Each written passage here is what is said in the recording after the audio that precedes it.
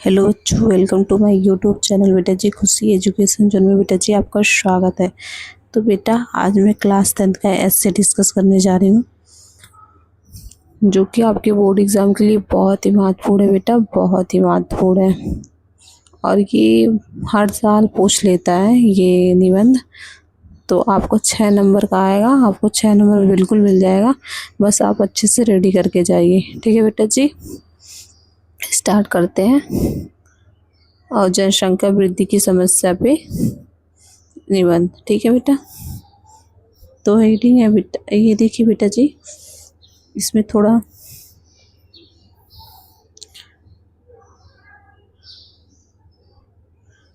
इसमें देखिए बेटा क्या क्या हेडिंग्स है बेटा।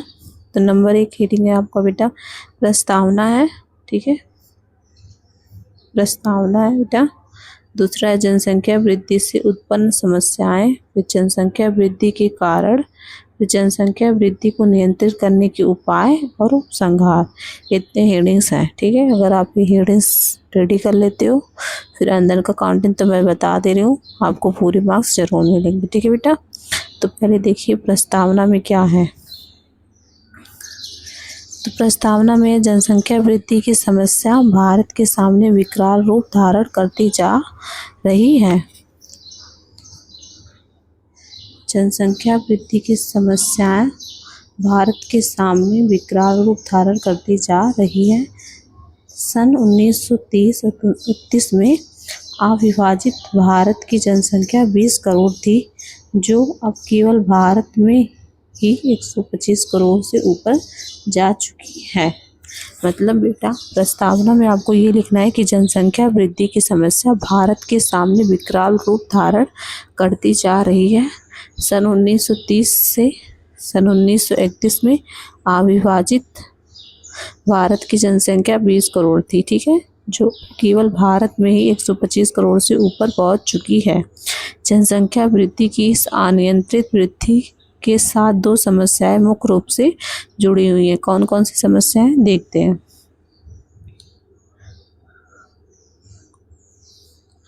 सीमित भूमि तथा सीमित आर्थिक संसाधन, ठीक है। पहला है सीमित भूमि तथा सीमित आर्थिक संसाधन, ठीक है।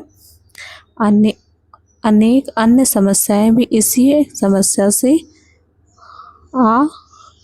अविच्छिन्न है, अविच्छिन्न रूप से जुड़ी है, ठीक है। जैसे समस्त नागरिकों की शिक्षा, स्वच्छता, चिकित्सा एवं अच्छा वातावरण उपलब्ध कराने की समस्या। इन समस्याओं का निदान न होने के कारण भारत क्रमशः एक अजायब बाघर बनता जा रहा है।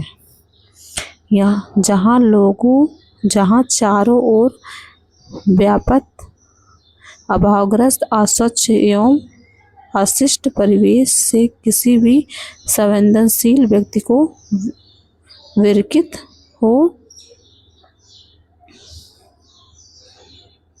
उड़ती है और मातृभूमि की यह दशा लज्जा का विषय बन जाती है, ठीक है। नेक्स्ट है जनसंख्या वृद्धि से उत्पन्न समस्याएं। विनोबा जी ने कहा था, जो बच्चा एक मुंह लेकर पैदा होता है वह 2 हाथ लेकर आता है, ठीक है। जो बच्चा एक मुंह लेकर पैदा होता है वह 2 हाथ लेकर आता है। आशा है कि 2 हाथों से पुरुषार्थ करके व्यक्ति अपना एक मुंह तो भर ही सकता है, ठीक है बेटा। आशय यह है कि 2 हाथों से पुरुषार्थ करके व्यक्ति अपना एक मुंह तो भर ही सकता है, पर यह बात देश के औद्योगिक विकास से जुड़ी है। यदि देश की अर्थव्यवस्था बहुत सुनियोजित हो तो वहाँ रोजगार के अवसरों की कमी नहीं रहती। अगर देश में अर्थव्यवस्था बहुत सुनियोजित से सुनियोजित हो तो वहाँ रोजगार के अवसरों की कमी नहीं रहती है। अब बड़ी मशीनों और उनसे भी अधिक शक्तिशाली कंप्यूटरों, ठीक है, के कारण लाखों लोग बेरोजगार हो गए हैं और अत्यधिक होते जा रहा है और अत्यधिक होते जा रहा है।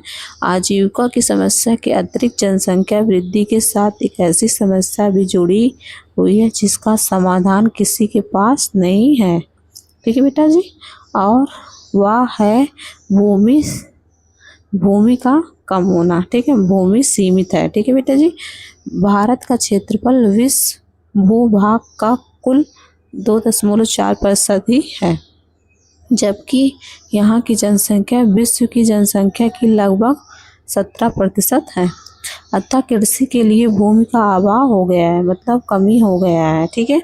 इसके परिणामस्वरूप भारत की सुख समृद्धि में योगदान देने वाले अमूल्य जंगलों को काटकर लोग उससे प्राप्त भूमि पर खेती करते जा रहे हैं, जिससे अमूल्य वन संपदा का विनाश, दुर्लभ वनस्पतियों का अभाव, पर्यावरण प्रदूषण की समस्या, वर्षा पर कुप्रभाव एवं अमूल्य जंगली जानवरों के वंश लोप का भय उत्पन्न हो गया है। मतलब बेटा जी ये है, इस लाइन का कहने का मतलब है कि बेटा ये है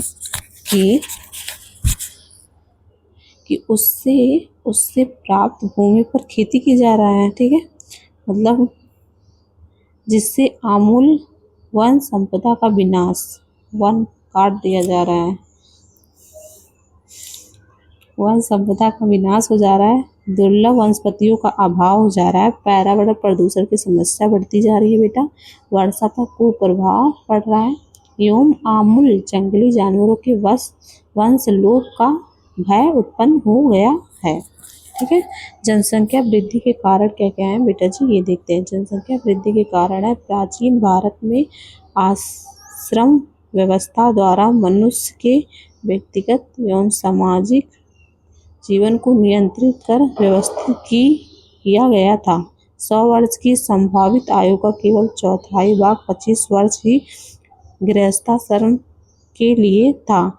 व्यक्ति का शेष जीवन शारीरिक, मानसिक एवं आध्यात्मिक शक्तियों के विकास तथा समाज की सेवा में बीतता था। मतलब 25 साल तक वो क्या करता था बेटा, गृहस्थाश्रम में के लिए होता था। व्यक्ति का शेष जीवन शारीरिक, मानसिक एवं आध्यात्मिक शक्तियों के विकास तथा समाज सेवा के लिए बीतता था। गृहस्थ जीवन में भी संयम पर बल दिया जाता था। इस प्रकार प्राचीन भारत का जीवन मुख्यतः आध्यात्मिक और सामाजिक था, जिसमें व्यक्तिगत सुख भोग की गुंजाइश कम थी। मतलब व्यक्ति जो रहता था सुख भोग की गुंजाइश कम करता था।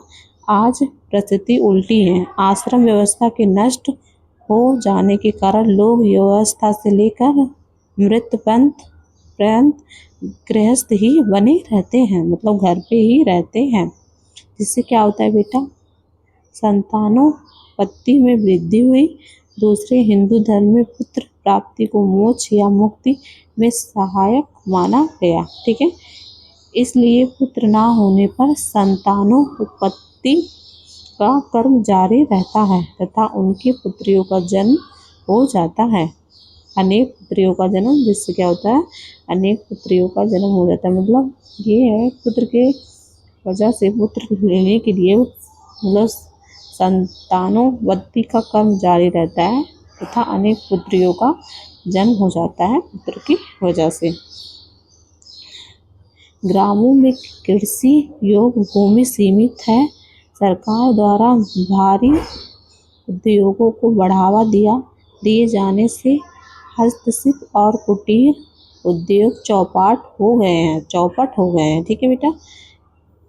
इससे क्या हो गया है, गांव में जो कृषि योग की भूमि सीमित है, सरकार द्वारा भारी उद्योगों को बढ़ावा दिए जाने से हस्तशिल्प और कुटीर उद्योग क्या हो गया बेटा, चौपट हो गया है, जिससे गांव का आर्थिक ढांचा लड़खड़ा गया है और ग्रामीण युवक नगरों की ओर भाग रहे हैं, जो कृत्रिम पाश्चात्य, ठीक है, जीवन पद्धति का प्रचार कर वासनाओं को उभारता है, ठीक है, वासनाओं को उभारता है।